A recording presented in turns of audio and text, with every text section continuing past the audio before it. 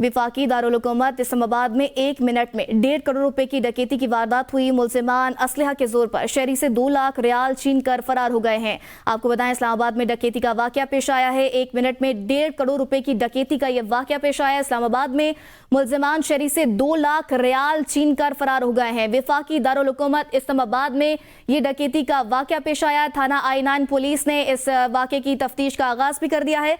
विफाकी दारुल हुकूमत इस्लामाबाद में 1 मिनट में 1.5 करोड़ रुपए की डकैती की वारदात पेश आई है। मुलजिमान असलहा के जोर पर शहरी से 2 लाख रियाल छीन कर फरार हो गए हैं। इस्लामाबाद की हदूद में थाना I9 पुलिस ने इलाके की नाकाबंदी भी कर ली है। इस्लामाबाद में डकैती का वाकया पेश आया है। शहरी से 2 लाख रियाल छीन कर मुलजिमान फरार हो गए हैं। अब तक के इतलात के मुताबिक मुलजिमान फरार हो गए हैं। पुलिस ने नाकाबंदी कर दी है। मुलजिमान शहरी से 2 लाख रियाल छीन कर फरार हो गए हैं। इस्लामाबाद थाना I9 पुलिस ने इलाके की मुकम्मल नाकाबंदी कर ली है, लेकिन मुलजिमान शहरी से 2 लाख रियाल छीन कर फरार हो गए हैं। इस्लामाबाद की हदूद में यह वाकया डकैती का पेश आया है, जिसमें मुलजिमान 2 करोड़ रुपए लेकर फरार हो गए हैं। मुलजिमान शहरी से 2 लाख रियाल छीन कर फरार हो गए हैं। आपको हम खबर से आगाह करें, इस्लामाबाद थाना I9 पुलिस ने इलाके की मुकम्मल नाकाबंदी कर ली है। इस हवाले से मजीद तफसीलात जानते हैं इस्लामाबाद से हमारे नुमाइंदे जमान मुगल से। जमान, आगाह कीजिएगा, ये किस इलाके में ये वाकया पेश आया है?